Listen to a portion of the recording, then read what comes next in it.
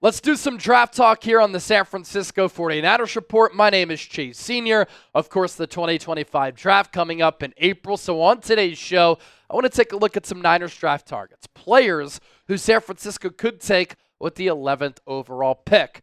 I really have two dream draft targets for the Niners. Unfortunately, I don't think these players are going to fall to number 11 because I actually think these are the two best players in the draft. I have Abdul Carter 1, Mason Graham 2, Travis Hunter number 3. Abdul Carter, of course, the edge rusher out of Penn State, twitch, bend, size, speed, and ability to just get after the quarterback. And after watching what the Eagles did against the Chiefs and Patrick Mahomes, it just further clarifies to me, if you get your quarterback, you either have to get an edge rusher or an offensive tackle. Build your team inside out along the trenches. And Abdul Carter's a really special player who, by the way, 2024 was his first season as a pass rusher.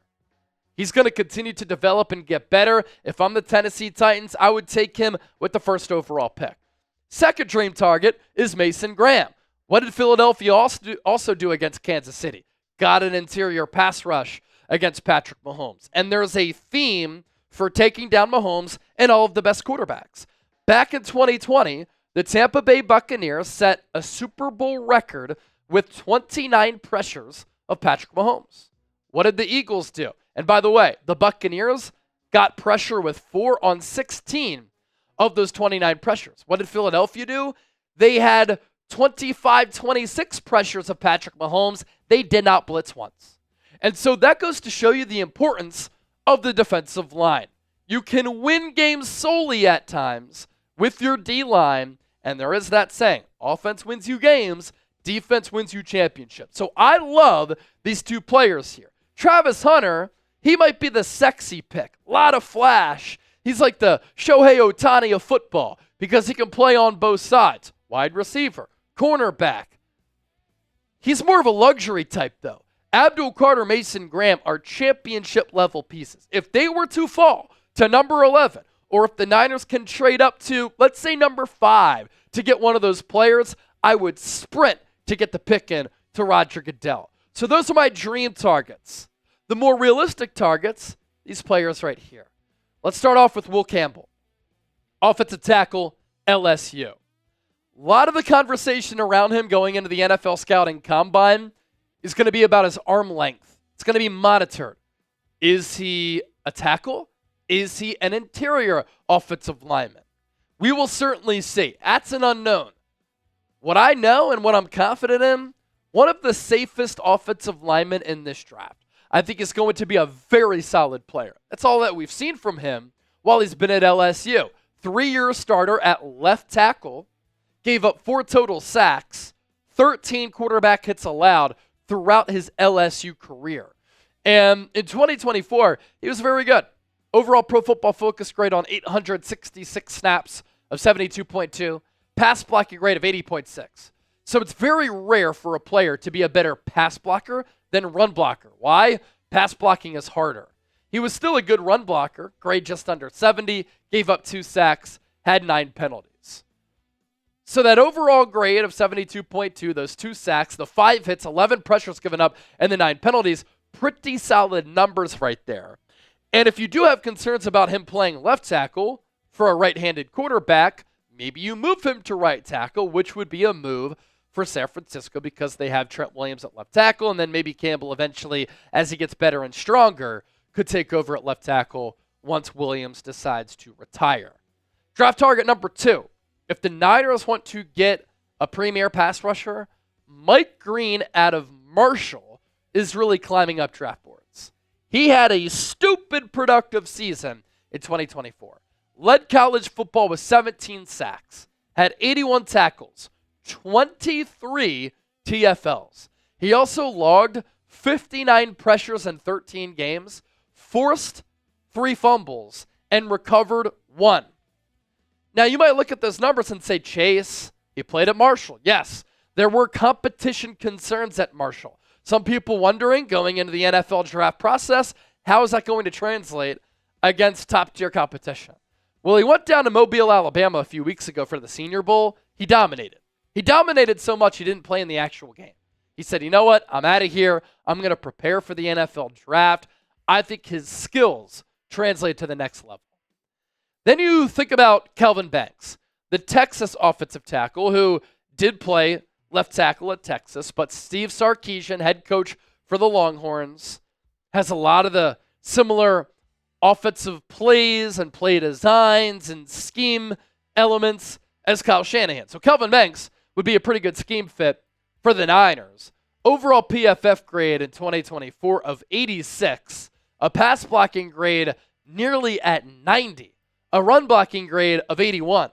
He only gave up 1 sack, did have 7 penalties, missed the SEC championship because of an injury, then came back for the college football playoff. Some people like Campbell over Banks.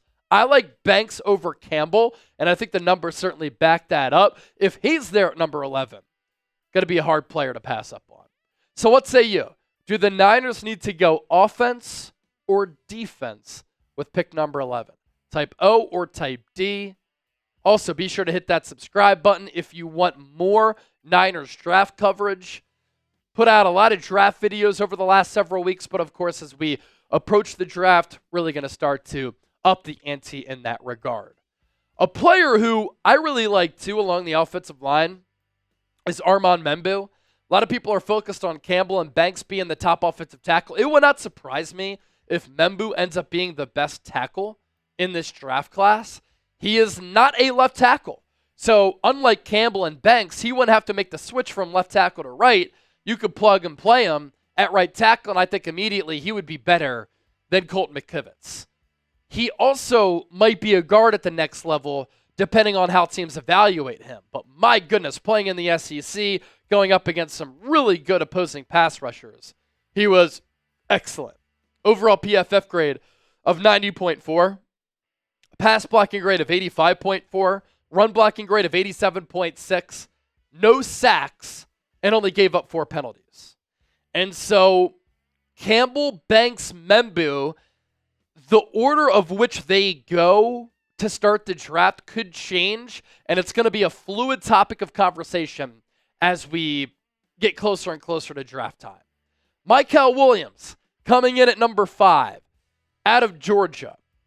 Mykel Williams is an extremely gifted player on a defense for the Bulldogs that was really good and featured a lot of high-level pro players in 2024, and really that has been the case for him and Georgia, over the last few years. And what's crazy about Mykel Williams, he is 20 years old, not going to turn 21 until June. So he's young, but as Vic Fangio likes to say, he might be young by birth certificate, doesn't seem young as a player.